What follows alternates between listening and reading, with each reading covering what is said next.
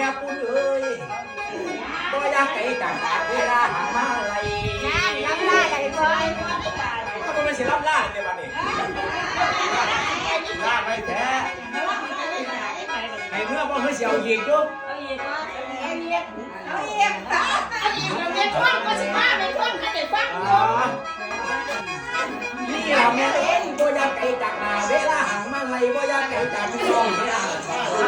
ผมสิได้สั่งเด้อแม่ครับขอโทษดอกไม้บ้านน้องแว่นจะได้มางั้มครับนี่จะได้เลยแล้วแฟนครับใส่ขึ้นดอกไม้บ้านจะได้ครับอยู่เนี่ย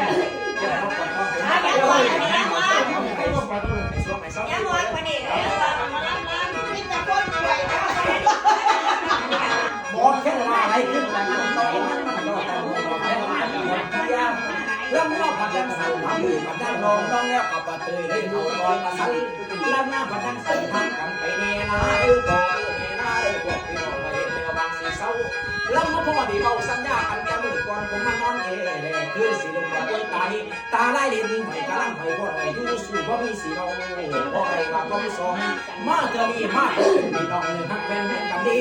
พอสมัครไม่ตีต่อกันมาคือเราอีกอันหนึ่งเห็นสีเศร้าผัดของไอ้กินเห็นใจตั้งซ้อนไปมาตะลึงต่างไหลบนต้องบอกพี่น้องมาเห็นแล้วว่าเพลงมาเห็นเงินเห็นบ้านเงินพวงสนามมาเดือนนี้มีแต่คนงามอะไรอีกนะท่านเจ้าไปทางบุญไปเอาบุญเด้ออีแม่เด้อแม่เด้ออันเศร้าเดี๋ยวไปหามาล้ำโชคใช้ไปเยี่ยมไปยามไปกินเขาเงื่อนเด้อบัดนี้เด้อเศร้าแล้วเสียวหมอล้ำทีมงานมันชูฟังเต็มบัดเนี่ยแต่ว่าให้เศร้าได้กินเขากินยาเด้อแม่เด้อท่านเจ้าไปทางบุญมีบุญมหาชาติขอท่าน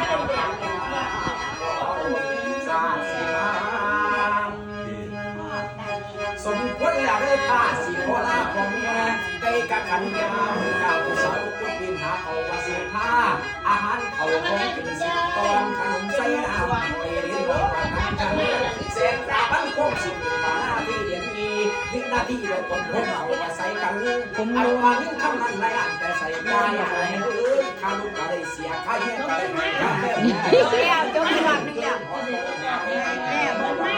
ลูกเบากินกับผมว่าสร้างหลังบอลพี่น้องพบแมวเสียมีสนามนี่เราเอ้ยอันโม่แค่จังสี่จะได้จ้างหามาซื้อเงินสลายซื้อให้ซื้อตามไปเยี่ยมตอนนี้ขอพักไปเยอะแม่สิ่งอย่างพ้นขอไว้ก่อนคุณผักแมวผมสู้ไปกับท่านไต่ตรองเจ้าสุเลี้ยวให้มาสวยเด้อแม่เด้อสิ่งศักดิ์สิทธิ์ขอดูมาทำให้ของผู้ทรงก่อสร้างเพิ่นมาพ้นสิไปดันหายากผู้สีเดินผู้ไปเงินตั้งจังสีเห็นเราเพิ่งตาคือสัมมาทิฏฐิสัมมากัมมันตาสัมมาวาจาสัมมาสมาธิสัมมาสติคุณวาระทักของหลายครั้งกระเดียวของช่องถึงสัมมาสินหามาเป็นทางบริวันมันลองจอมในหูตา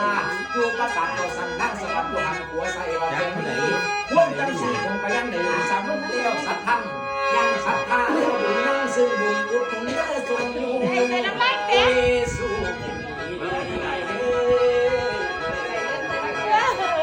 อย่าฝ่าล้มเราแค้นจะพากันนั่งจมกันน้องดีๆก็ได้เด้อ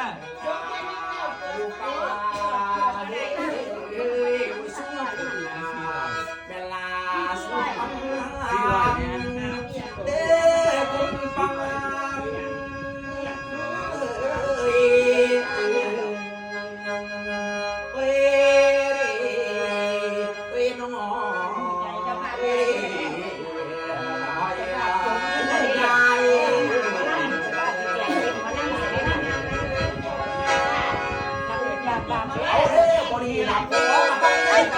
ขอรับคุณมาล้มมาดิ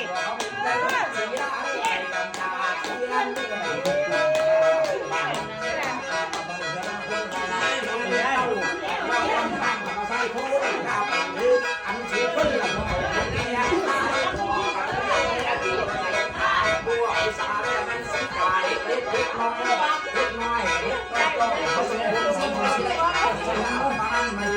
น้ำใจที่สุดก็มั่นใจ ม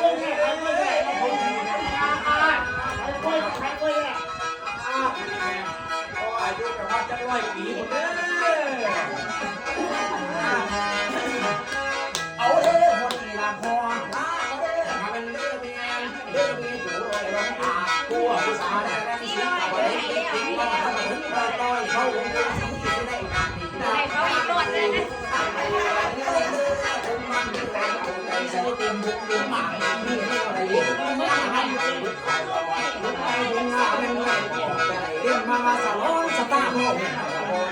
ท่านเรื่องว่าใจเดือดมอหรืองานกันไม่ดีอยู่ท่านเป็นหัวตะวันที่ร้านแป้งดีการเลือกเอามา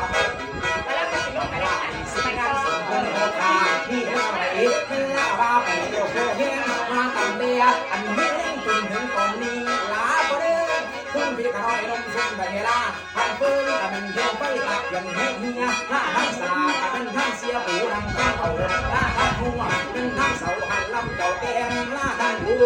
ทั้งแกงเกลือลงทุกพันล่าของเที่ยวเป็นข้องขังล่าลงข้าวต้มทั้งแล้วอย่าจมเด้อพอเจ้ามันมัดตีกันของเจ้าป่าสือหายไปแล้วเจ้าจะได้ไปเจอสันสันคงเจ้าสิได้ไปสมเมืองแม่นถึงรอเอาไปพอข้าเป็นบุญเจ้าเจ้ายังอันเป็นคนทำบุญเหล่านี้ตายไปแล้วเจ้าจะได้ไปที่เจ้าขนาดที่เราเอาหน้ามือส่งให้การ